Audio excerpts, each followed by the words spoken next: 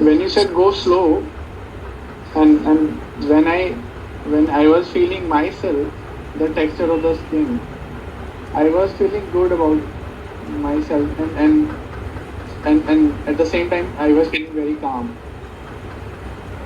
हाँ मैम, आप जैसे कल बता रहे थे ना कि theatre is about knowing yourself, so उसमें what I could feel yesterday and today, this is, I don't know, but this is kind of a start of that. Ma'am जब ये वाला एक्सरसाइज करने के बाद ऐसा लगा, मैं एक रिलैक्स सा फील हुआ और एक एनर्जी ट्रांसफर टाइप हुआ कि this is my body and I can do whatever I want in life, and और mainly I feel very relax and happy about my self.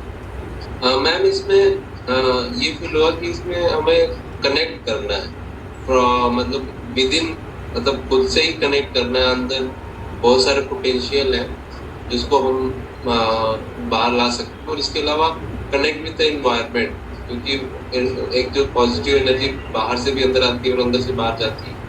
I think that is the thing which I was feeling. एक ऐसा moment आया जब मुझे हग feel हुआ। Actually when I was like crossing my arms and touching my skin of my arms, that very moment I felt a hug, like एक बहुत hug. When you feel yourself, you feel that you are existing.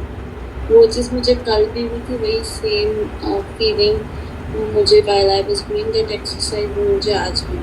But एक particular moment जो मुझे आज, when I raised, it made me raise my hand was that जब मैंने ऐसे अपने arms को cross करा and I was touching my shoulder to my arms to hands, I felt that warmth. मेरे लिए first time था. I have never practiced this exercise ever before. Well, somewhere yes, this creates that positive vibrations अंदर से ना। उस particular जो आपका सारा स्ट्रेस यहाँ पे भरा हुआ होता है ना पूरे दिन का, वो मेरे को भी लगा जैसे फ्रेशनेस आई है। वो हैवीनेस थी ना फेस पे सारी, वो ऐसा लग रहा है okay, for I don't know how to express, but internally मुझे लगा okay I am feeling light. Okay, तो मैम इन दोनों एक्सरसाइजेस में जो कल का जो आज करी, मेरे को ऐसा लगता है, मैं गलत हो सकती हूँ, बट मुझे ऐसा लगता है इन दोनों एक्सरसाइज में खुद की बॉडी से वो डायरेक्ट कनेक्ट होने का एक वो प्रैक्टिस है।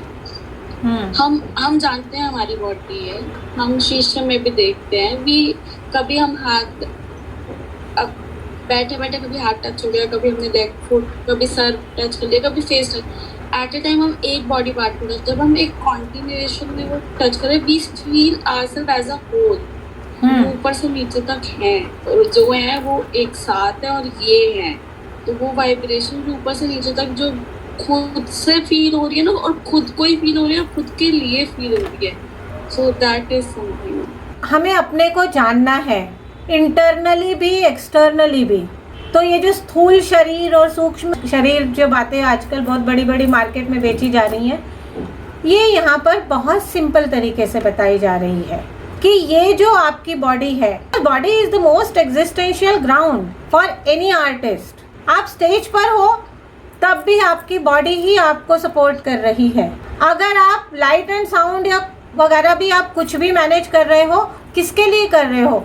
उस बॉडी को प्रोजेक्ट करने के लिए कर रहे हो, एक कैरेक्टर को प्रोजेक्ट करने के लिए कर रहे हो, तो वहाँ भी बॉडी आपके लिए मैटर करती है।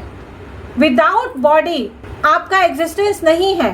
तो जब ये बॉडी इतनी इम्पॉर्टेंट है and this body has to stay with us till our last breath, तो फिर इसको जानना कितना ज़रूरी है और कितना गैर ज़रूरी है। आप कैसे लग रहे हैं ये आपको बेहतर मालूम होना चाहिए। Why can't you convince your self कि आप बहुत अच्छे लग रहे हैं? अपने साथ जेन्युइन क्यों नहीं है?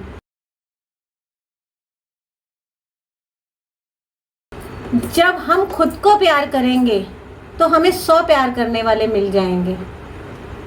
और जब हम प्यार मांगने को जाएंगे तो एक भी नहीं आएगा।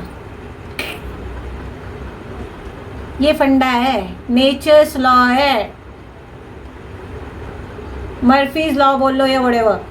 जिसके पीछे भागोगे वो आपसे आगे ही रहेगा।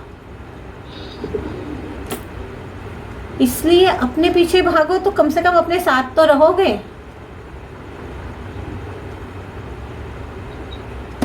अपने ऊपर ही मेस्मराइज रहो। आप अपने साथ अपना थिएटर पर्सनालिटी कैरी करके चलते हो, आप उसके लिए बहुत पैशनेट हो, जिसकी वजह से जब आप उसके बारे में बात करते हो यू फील फुली एंथुजियास्टिक। शायद आपका दिन जैसा भी जाए, लेकिन अगर आपसे उस चीज़ के बारे में बात, थिएटर के बारे में बात हो, so you are at the same momentum of energy when somebody talks to you regarding theater.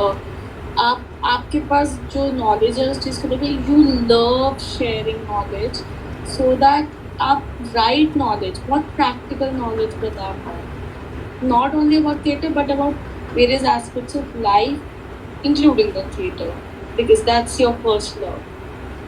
तो आपने इतनी देर बताया तो मुझे समझ में आया कि आप बहुत शरारती हो अभी भी, और आपने आपने मतलब लाइफ में बैलेंस को तवज्जो दी, आई मीन प्रेफर किया, I mean overall life as a balance. आपको सब कुछ चाहिए था, so you made sure that you have everything, right.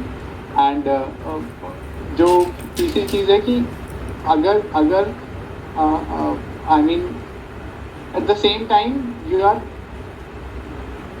you didn't forgo your theater, but as and when the opportunity comes आपने उसको भी क्रैक किया।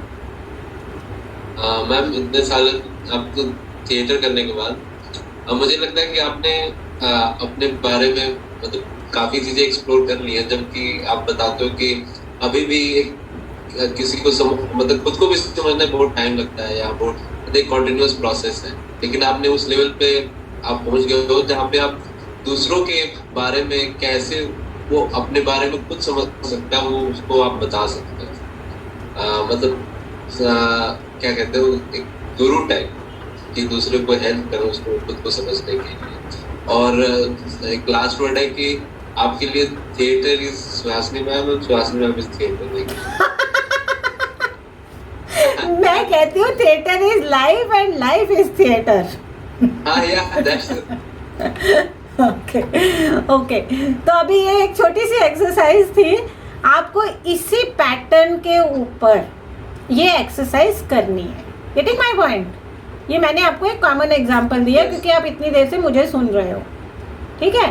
तो अभी जो आप लोगों को एक दूसरे पे करना है वो इसी पैटर्न पे करना है। यही थिएटर है, ये राह इतनी आसान नहीं है, एक आग का दरिया है, हर डूब के जाना है। यहाँ पे तो हर जगह पुलिस वाले ही है मैम, यहाँ पे डिसिप्लिन एक ऐसी चीज है सुकून में कॉम्प्रोमाइज नहीं करते।